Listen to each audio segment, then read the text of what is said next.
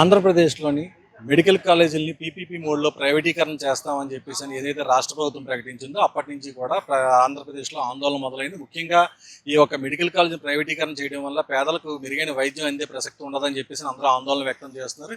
ఇందులో భాగంగా ఆంధ్రప్రదేశ్ మెడికల్ రిప్రజెంటేటివ్లు అంతా కూడా ఆందోళన చేపట్టడం జరిగింది. విశాఖలోని జీవీఎంసీ గాంధీ విగ్రహం వాళ్ళు ప్రస్తుతం నిరసన తెలియజేస్తున్నారు. చెప్పండి, మీ నిరసన గల కారణం ఏంటి? అంటే పీపీపీ పద్ధతిలో మెడికల్ కాలేజీలను ప్రైవేటీకరణగా మారుస్తూ ఉన్నారు.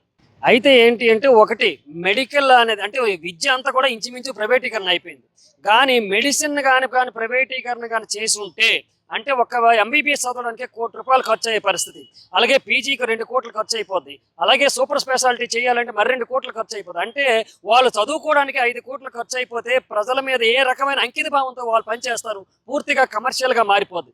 ఇటువంటి పరిస్థితుల్లోని వైద్యం, విద్య అవన్నీ కూడా రాష్ట్ర ప్రభుత్వం చేతులనే ఉండాలనేది ముఖ్యంగా Andhra Pradesh medical and sales representative union ముఖ్యంగా వైద్యం మీద మేము పోరాటాలు చేస్తూ ఉన్నాం. ఈ రోజు రాష్ట్ర ప్రభుత్వం చేసింది పీపీపీ రూపంలో వైద్య విద్యను పూర్తిగా ప్రైవేటీకరణ చేస్తే రాబోయే కాలంలో వైద్యం అనేది పేదవారికి గగన కుసుమంగా మారుతుంది.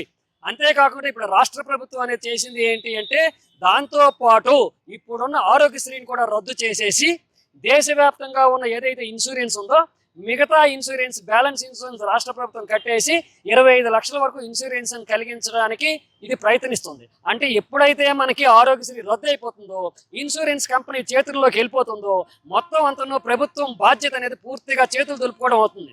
యాక్చువల్గా ఏంటి అంటే ప్రజా ఆరోగ్యం ప్రభుత్వాల బాధ్యత. ఎందుకంటే జీవించే హక్కు మనకుంది. జీవించే హక్కు అంటే ఆరోగ్యంగా జీవించే హక్కు. అటువంటి హక్కును తొలగించే విధంగా రాష్ట్ర ప్రభుత్వం ఇప్పుడు చేస్తూ ఉంది. కాబట్టి దానికి వ్యతిరేకంగా ఈ రోజు ఈ కార్యక్రమం అనేది చేపట్టడం జరిగింది. ఏ దేశంలో అయినా సరే ముందుగా ఆ దేశం అంటే ఏ రాష్ట్ర ప్రభుత్వాలైనా సరే కేంద్ర ప్రభుత్వాలైనా సరే ముఖ్యంగా విద్యని వైద్యని ఉచితంగా ఉండాల్సింది పోయి, కానీ రాష్ట్రంలోని ఆంధ్రప్రదేశ్లో ముఖ్యంగా ఒక్కొక్కటి ప్రైవేటీకరణ చేసుకుంటూ వెళ్ళడం అనేది చాలా ఆందోళన కలిగించే విషయం అని చెప్పి వీళ్ళంతా ఆవేదన వ్యక్తం చెప్తున్నారు.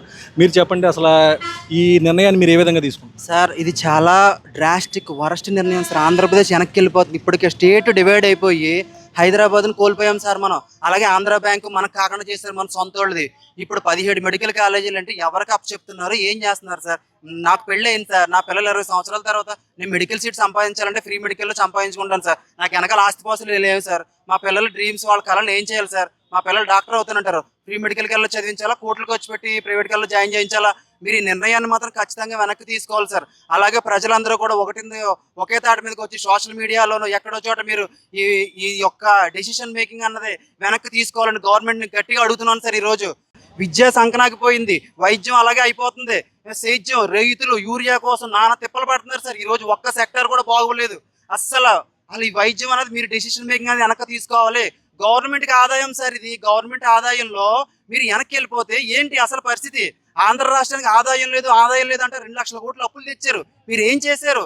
ఆ అకౌంటబిలిటీ ఎవరు సార్? సీఎం గారు చెప్పాలండి. మీరు ఈ ప్రైవేటైజేషన్ మాత్రం ఖచ్చితంగా మీరు ఆపాల్సిందే. ఆంధ్ర రాష్ట్రం యొక్క డబ్బు సార్, మేము కడుతున్న ట్యాక్సులు అండి.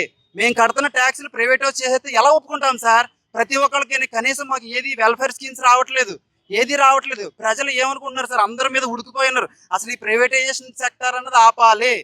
ఆంధ్రప్రదేశ్ రాష్ట్రం ఎగిరిపోయింది. హైదరాబాద్ను కోల్పోయాము. ఆంధ్ర బ్యాంకు అత్యంత అద్భుతమైన బ్యాంకుని మెర్చేసారు. ఎవడో నోరు ఎత్తలేదు. ప్రైవేటైజేషన్ ఆపాలి దయచేసి. రాష్ట్ర గవర్నర్ గారు కూడా ఇన్వాల్వ్ అవ్వాలి. Sorry for the mistake. Thank you.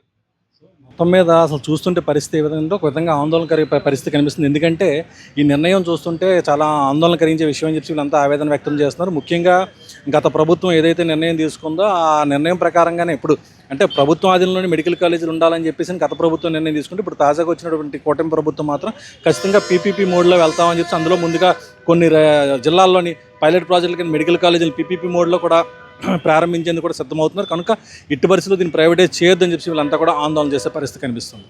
Camera person మౌలానాతో Durgaprasad, Visakhapatnam నుండి.